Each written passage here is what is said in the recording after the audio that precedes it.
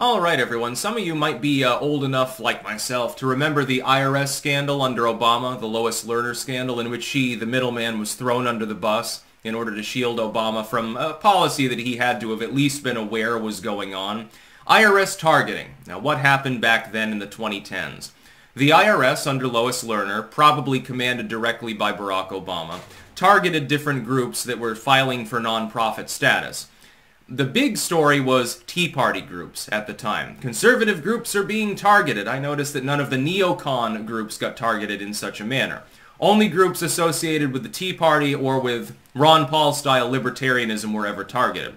The flip side was that they were also targeting far-left groups, and this got very, very little coverage because the legacy media that was left-leaning didn't really want to draw attention to that. They didn't want to criticize the Biden admin because of the consecutive AP spying scandal in which people that were attempting to conduct actual critical journalism were effectively spied on, blacklisted, and harassed by the Obama administration. It was a major scandal, much like Fast and Furious, or Benghazi, or all these other nasty things that people have largely forgotten about, leading to him being high in the presidential greatness rankings among political scientists that apparently don't remember recent political history. Same is true of many others. George W. managing to march slowly up the list. Yeah, just ignore Abu Ghraib, just ignore mission accomplished. Just ignore basically everything else that happened under his administration. Same shit, different asshole. They won't do this for Trump, by the way. Even if Trump had a stellar second term and fixed every problem, he'd still probably be dead last in the presidential greatness rankings because orange man bad, you know? Mean tweets and shit like that. Felon, you know, all this other poops his pants and stuff. Now, the IRS is resurrecting politically targeted auditing. I always thought that auditing was mainly, hey, you cheated on your taxes, you got red flagged because, hey, you made 50 grand this year, but you have $40,000 of tax write-offs. That seems a little bit odd. I don't think that's sustainable. How did you even pay your rent? Maybe we need to look into this. Now they're being very open about it. Link in the description. Not archived, of course. It's just a tweet. The last time around it was very subtle. They were doing it behind the scenes. This time they're bragging about it. This time they're openly saying, hey, anyone who makes it difficult for the government to govern may be looked into by the IRS. So in other words, if a person is a political dissident, you're more likely to audit them. That's interesting because I predicted exactly that would happen with the IRS expansion and the reformation of that particular bureau by the Biden administration. That's interesting. So in other words, if somebody, and it'll fall, by the way, shoes on both feet, it's not just going to involve MAGA, libertarian movements and stuff. Much like the last time, it'll be anyone outside of the Uniparty that includes the far left. So in other words, if you are an Antifa organizer, you're probably more likely to be audited too. Congratulations! You're the ones that are fighting for an expansive bureaucracy and overt government tyranny on a regular basis. Well, now you get to suffer along with the rest of us. This is why when I file my taxes, I am meticulous. I take thousands of dollars less in write-offs. As a triple self-employed individual, think of it this way. If I buy anything that is featured in my videos, theoretically, clothing that I wear on video, decor for the background, anything that involves with my office space, in the space that I work, technically all of these things are write-offs. I could write off, God, I don't even know how much additional on my taxes. Do I do that? No. I write off electronics that I use, like if I buy a laptop and I'm using it explicitly with my work. So I'm editing on it, I'm making videos, I'm editing videos, I'm coordinating online, you know, I get ad revenue on Rumble and stuff, anything related to my videos. It's all on a computer. That's fine. I bought a microphone, for example. That's a proper write-off. Most of what I use it for is work-related. It is a work-related object. The fact that I happen to use it occasionally for other purposes becomes meaningless in terms of tax law. It's mainly for work usage.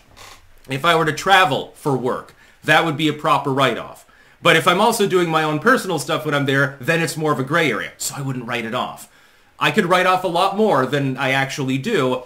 I end up paying several $1,000s of additional taxes a year because of this. Because I'm fucking paranoid. As soon as the Lois Lerner thing dropped, I said, probably it's not a good idea to cheat on your taxes. There are plenty of laws that you can break and probably get away with it. Oh, you simple possession and you are in New Hampshire. they probably look the other way. The IRS, though, they're openly avowing that they're going to target people, not because they think that they're a tax cheat, they have any legitimacy behind that particular belief, but simply because they happen to talk to somebody in a foreign country and they're a dissident. That's all you have to do. Well, that means every single fucking content creator that doesn't follow the normal uniparty orthodoxy now, doesn't it? I talk to plenty of people in other countries, and I happen to be a political dissident. Yeah, damn right. I want to make it harder for the government to do its job. I want to shrink the government by... I'm a small L libertarian, and I'm a moderate. I only want to shrink it by 50%. Get rid of a few bureaus, shrink the rest, compact them because they can be more efficient. There's a lot of overlap. Reduce taxes by... Well, we'll be modest here, by 30% across the board for all echelons. Remove 60-70% of the regulations. You can keep some regulatory burden.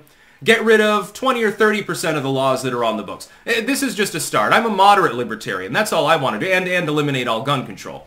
Yeah, I want to make it harder for the government to throw people in jail for having weed. I want to make it harder for the government to throw people in jail for having a 30-round magazine, a standard capacity magazine. I want to make it harder for the government to tell a farmer that they're not allowed to sell their raw milk. Yeah, there are plenty of government functions, absolutely, that I want to denigrate or destroy entirely. Yes, and if I were in politics, that's what I would push for. Guess the politicians will be audited too. They're going to go after people, in the middle and upper middle class especially, and also the working class too, that speak out against the government. That's what they're telling you that they're going to do. They're being at least they're being honest.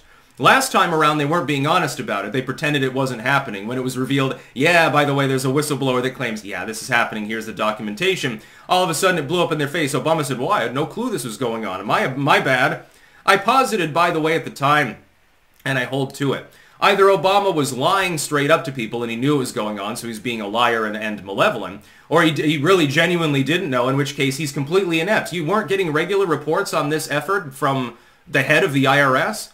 I would assume you meet with her occasionally now, Mr. Obama, but that was washed aside pretty quickly by the legacy media. They didn't want to talk too much about the story.